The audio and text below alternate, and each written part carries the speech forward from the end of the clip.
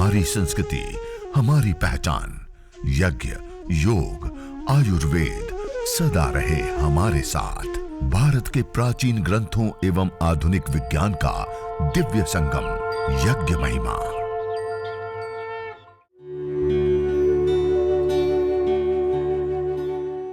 भारतीय संस्कृति में यज्ञ, योग एवं आयुर्वेद जैसी अमूल्य विद्याएं हैं, जिसका मूल है वेद। इतिहास की ओर दृष्टि डालें तो भगवान राम, भगवान कृष्ण से लेकर राजा महाराजाओं, ग्रामवासियों व अरण्यवासी ऋषियों की कुटियों तक नित्य व नैमित्तिक यज्ञों का प्रचलन देखने को मिलता है। ओम सूर्यो ज्योतिर्ज्योति सूर्य स्वाहा। ओम सूर्यो वर्चो ज्योतिर्वर्च स्वाहा। ओम ज्योति सूर्य सूर्यो ज्योति स्वाहा। ओम सजुर्देवेन सवित्रा सजुर्सेन्द्रवत्या जुषाणः सूर्यो वेतु स्वाहा। ओम अग्निर्ज्योतिर्ज्योतिरग्नि स्वाहा। ओम अग्निर्वर्चो ज्योतिर्वर्च स्वाहा। ओम स्वाहा। ओम सजुर्देवेन सवित्रा सजुरात्रेन्द्रवत्या जुषाणो अग्निर्वेतु स्वाहा। ओम भूरग्नये प्राणाय स्वाहा। इदमग्नये प्राणाय इदन्न मम। ओम भुवर्वायवे पानाय स्वाहा। इदं वायवे पानाय इदन्न मम। ओम स्वरादित्याय व्यानाय स्वाहा। इदमादित्याय व्यानाय इदन्न मम। ओम भूर्भुवस्वरग्निवायुवादितेभ्यः प्राणापानव्यानेभ्यः स्वाहा। इदमग्निवायुवादितेभ्यः प्राणापानव्यानेभ्यः इदन्न मम। ओम आपो ज्योतिरसोऽमृतं ब्रह्म भूर्भुवस्वरों स्वाहा। ओम या मेधां देवगणः पितरश्चोपासते तया मामद्य मेधयाग्ने मेधाविनं कुरु स्वाहा। ओम विश्वानि देव सवितर्दुरितानि परासुव यद्भद्रं तन्न आसुव स्वाहा। ओम अग्नेनय सुपथाराये अस्मान् विश्वानि देव वयुनानि विद्वान् युयोध्यस्मज्जुहुराणमेनो भूयिष्ठान्ते नम उक्तिं विधेम स्वाहा। ओम सर्वं वै पूर्णं स्वाहा। ओम सर्वं वै पूर्णं स्वाहा। ओम सर्वं वै पूर्णं स्वाहा।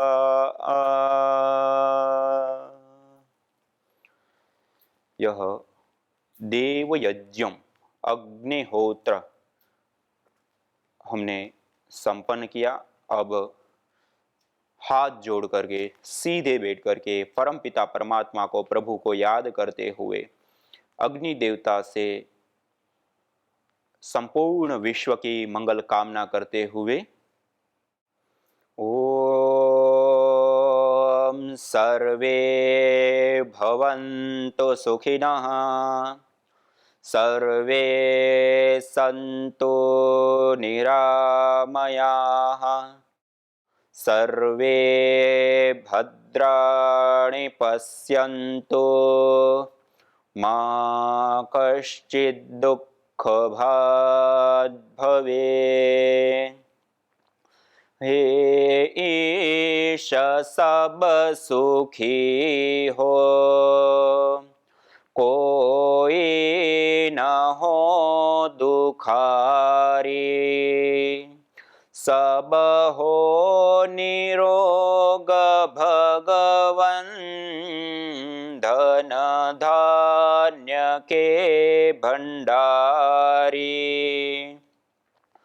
सब भद्र भाव देखे सन्मार्ग के पथिक हो दुखिया न कोई होवे सृष्टि में प्राणधारी।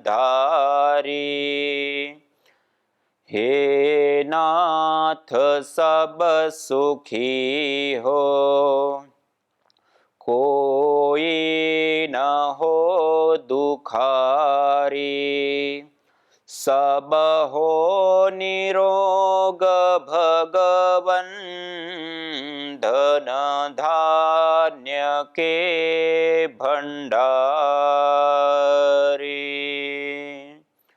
ओम शांति शांति शांति ओम। इस प्रकार यज्ञ हवन अग्निहोत्र देव यज्ञ हमने संपन्न किया और विशेष चिकित्सा यज्ञ करते हैं तो जो हमने आहुतियां आज 16 आहुतियां विशेष दी देव यज्ञ की, उससे उपरांत गायत्री मंत्र मृत्युंजय मंत्र या और भी कोई अभीष्ट वेद मंत्र को लेकर के उससे 7 आहुति 21 आहुति 51 आहुति या 108 आहुतियां प्रदान करते हुए हम यज्ञ को हवन को अग्निहोत्र को आगे बढ़ाते हैं। इससे अतिरिक्त हम और विशेष यज्ञ कर रहे हैं जैसे कि पूर्णिमा अमावस्या पर पाक्षिक जो यज्ञ कहा जाता है, इससे अतिरिक्त जन्मदिन है वर्षगांठ है दीपावली होली आदि हमारे कोई पर्व है। इसी प्रकार से कोई भवन का उद्घाटन है या भूमि पूजन है या गृह प्रवेश आदि हैं, तो ऐसे ऐसे अलग अलग फंक्शन के समय अलग अलग अवसर पर जो हम यज्ञ हवन अग्निहोत्र करते हैं उसके लिए इन मंत्रों के साथ साथ कुछ विशेष विधि के मंत्रों का हम प्रयोग करते हैं। उसके लिए यह वैदिक नित्य कर्म विधि पुस्तक अभी नवीनतम संस्करण के रूप में दी है। उसके अंदर ये सारी विधियां जो अलग अलग हमारे जीवन शैली के साथ जुड़ी हैं, उन सारी विधियों के जैसे उपनयन यज्ञोपवीत से लेकर के बृहद यज्ञ कुछ विशेष अवसर से लेकर के नवसष्ठी चैत्र सुदी प्रतिपदा से लेकर के आर्य समाज की स्थापना दिवस से लेकर के श्री राम नवमी या फिर रक्षाबंधन जन्माष्टमी विजयादशमी दशहरा से लेकर के शारदीय नवसष्ठी दीपावली से लेकर के मकर संक्रांति वसंत पंचमी सीताष्टमी से लेकर के जन्मदिन विवाहगांठ शिलान्यास भवन उद्घाटन से लेकर के कुछ वेद के महत्वपूर्ण विशेष सूक्तों से लेकर के सब विधियां अलग अलग इस पुस्तक के अंदर दी हैं। तो इसका आप विशेष रूप से विशेष यज्ञों की विधि के लिए मंत्रों के लिए प्रयोग ले सकते हैं। और अब हमने हवन कर लिया, उसके बाद अग्नि शांत हो गई, उनके अंगारों को हमने व्यवस्थित कर दिया और दबा दिया। और घी के पात्र में थोड़ा सा घी हमारे पास रखा हुआ है। उस घी के अंदर थोड़ी सी मात्रा में विशेष, जो रोग विशेष के लिए हम यज्ञ करते, चिकित्सा यज्ञ, तो वह, वरना सामान्य जैसे दिव्यष्टि आदि जड़ी बूटियां और गुगुल विशेष करके उसके अंदर आप इस प्रकार से मिला दें, गुगुल और विशेष जड़ी बूटियां, और उसको पूरा इस प्रकार मिक्स कर दें।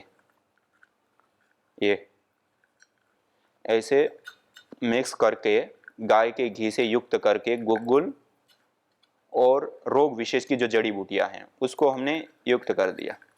अब इन जड़ी बूटियों को थोड़ी सी मात्रा में लिया और पूरे अंगारों के ऊपर बिखेरना नहीं, एक जगह पे, एक स्थान पे इस प्रकार आराम से रख दिया। अब वो मंद मंद सी लंबे समय तक यह धुनी देता रहेगा। और बिखेर देते हैं तो थोड़ी देर में ही सारा जल जाता है, थोड़ी देर में धुआं अधिक हो जाता है और थोड़ी देर में ही समाप्त हो जाए। और ऐसे रख दिया तो अब धीरे धीरे मंद मंद सी धुनी यह लंबे समय तक देता रहेगा। और इस धुनी वाले वायुमंडल में बैठ करके हम अनुलोम विलोम, भस्त्रिका, कपालभाति आदि और रोगानुसार जो आसन विशेष हैं, आसन और प्राणायाम इस वायुमंडल के अंदर करें। एरोमेटिक्स ऑयल्स, उड़नसिल तेल इस वायुमंडल के अंदर आ जाते हैं। ये एटमॉस्फेयर पूरा मेडिकेटेड बन गया, उसके अंदर बैठ करके आप अनुलोम विलोम कीजिए, भस्त्रिका कीजिए, कपालभाति कीजिए, भ्रामरी, उद्गीत ध्यान कीजिए, रोगानुसार आसन कीजिए और आसन पूर्वक भी प्राणायाम कीजिए। ये सारा अभ्यास, तो कोई भी कैसा भी रोग हो वो रोग हमारा नष्ट हो जाता है, दूर हो जाता है। तो इस प्रकार से आप धुनी कर लें। और कुछ यज्ञ से संबंधित जो महत्वपूर्ण और विशेष बातें हैं, वो जरूरी बातें हैं, वो आपके सामने अब अगले क्रम में रखते हैं। पहला नियम यज्ञ के लिए आवश्यक होता है कि हम जब भी हवन अग्निहोत्र करें तो पवित्रीकरण, शुद्धिकरण की प्रक्रिया पूर्वक करें। यह यज्ञ हो सके तब तक हम स्नान आदि करके ही करें। यदि हम रुग्ण हैं, चिकित्सा यज्ञ करें और कोई ऐसी परिस्थिति है, तो जैसे हमने छोटे से पात्र के अंदर जल रखा, उसको दाएं हाथ की अंजलि में जल लेकर के जैसे हमने आचमन अंग स्पर्श की जो प्रक्रिया की, इतना आचमन और अंग स्पर्श, यह पवित्रीकरण शुद्धिकरण की इतनी प्रक्रिया को करके फिर आप कभी भी सुबह, शाम या दिन में भी कोई भी काल में आप यज्ञ कर सकते हैं। लेकिन आचमन और अंग स्पर्श इतनी पवित्रीकरण शुद्धिकरण की प्रक्रिया जरूर करें।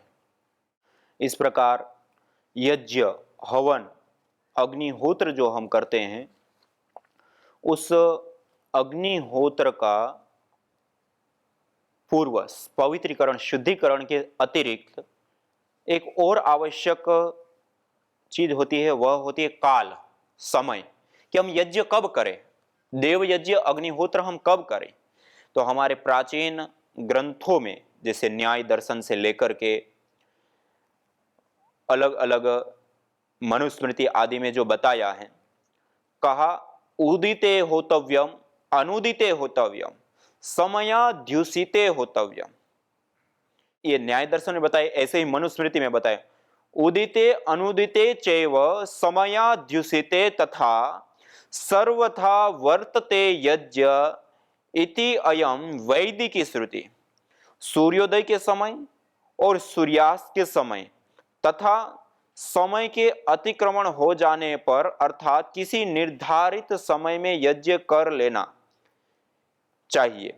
इस प्रकार ये तीनों ही धर्म हैं, अर्थात हो सके तो सुबह में और सायंकाल में जो संधि का समय, संध्या का समय होता है, सूर्योदय और सूर्यास्त का समय होता है, उसी समय करे तो आदर्श है।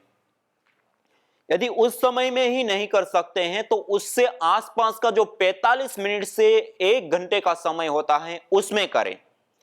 यदि उसमें भी हम नहीं कर सकते हैं तो दिन में कभी भी करें। उदिते होतव्यम मानी सुबह सूर्योदय पे करें, अनुदिते होतव्यम अर्थात सूर्यास्त के बाद करें, और समयाद्यसित सूर्योदय और सूर्यास्त के बीच का जो काल होता है उसमें भी करें।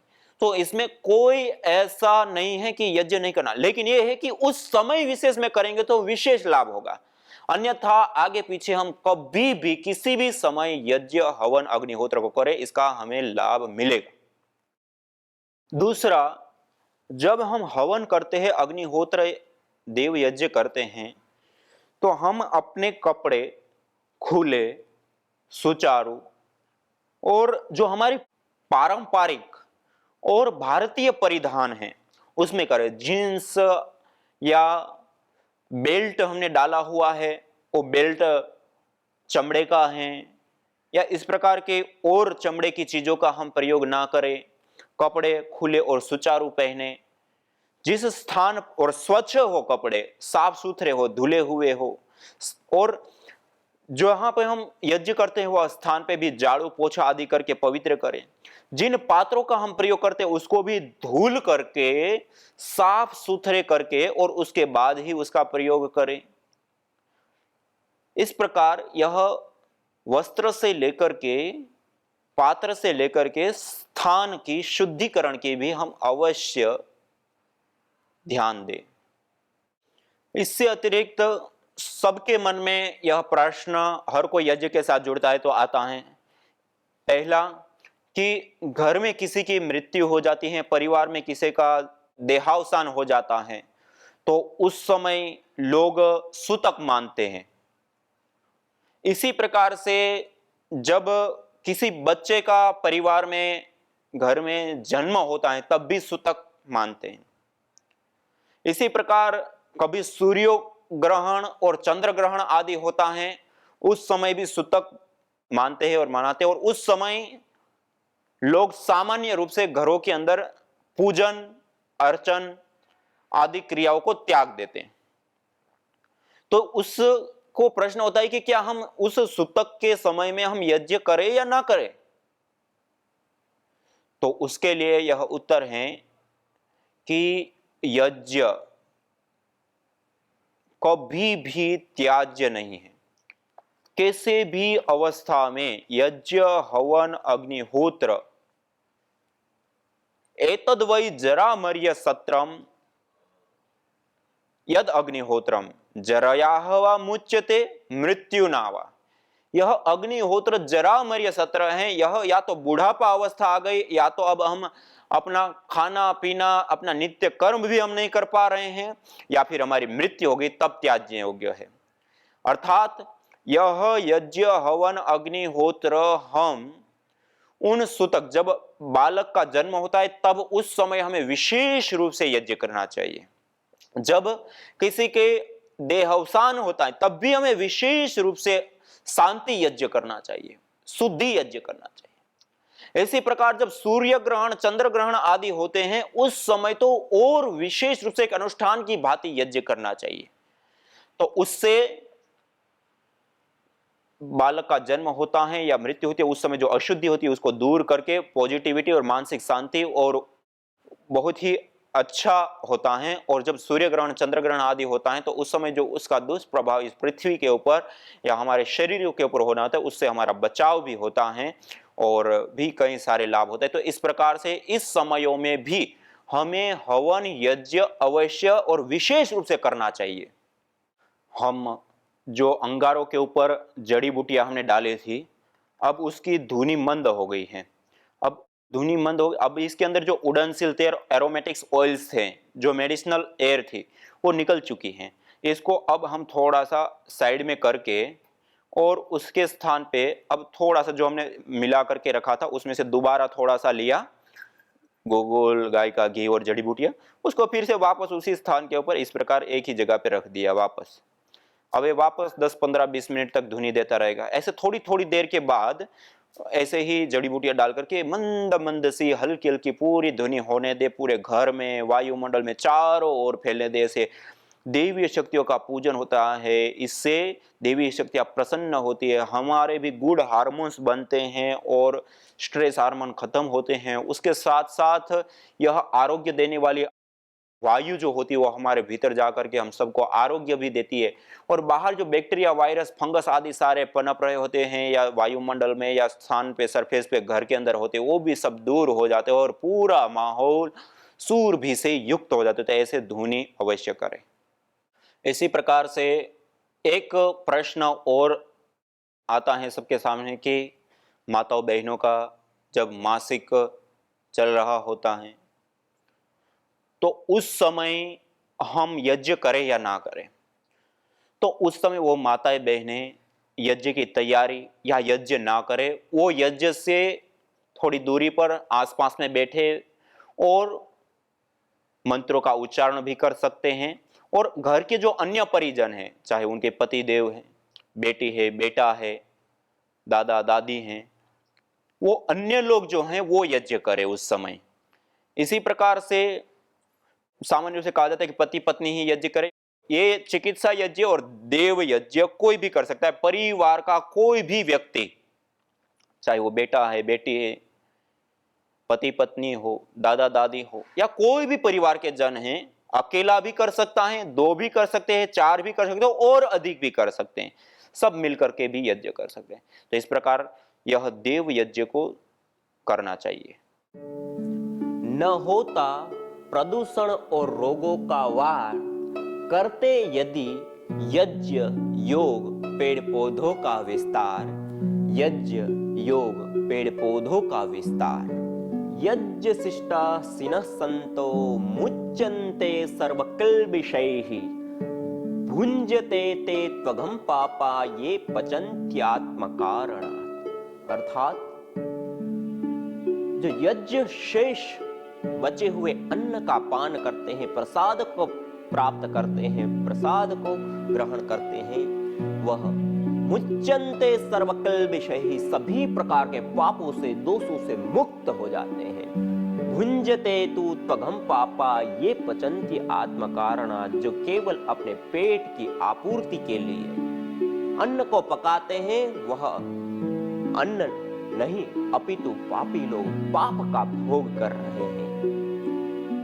मेरी लड़की दिव्या, उसको जो 7 महीना कोमा में थी, उसका ब्रेन का ऑपरेशन हुआ था। वो इंजीनियरिंग के 3rd ईयर में थी। अचानक उसको चक्कर चालू हो गया, सिर दुखने लगा। तो हम लोग नॉर्मल डॉक्टर के पास लेके गए। उन्होंने उसका ट्रीटमेंट किया तो भी उसको कुछ ठीक नहीं लगा था। ऐसा करके हम 5 दिन नॉर्मल डॉक्टर के पास दिखाया। उसके बाद डॉक्टर का सलाह लेके हम लोग उसको बड़े डॉक्टर के पास लेके गए, कोहिनूर जैसे बड़े दवाखाने में। उन्होंने बताया कि उसका पूरा बॉडी चेकअप करना पड़ेगा। उसका बॉडी चेकअप पूरा 3 दिन चल रहा था। उसमें से हमें मालूम पड़ा कि उसको ब्रेन ट्यूमर हुआ है। डॉक्टर ने हमें जवाब दिया बस ऑपरेशन ही इसका इलाज है। फैमिली से मिलके बातचीत करके ऑपरेशन का निर्णय ले लिया।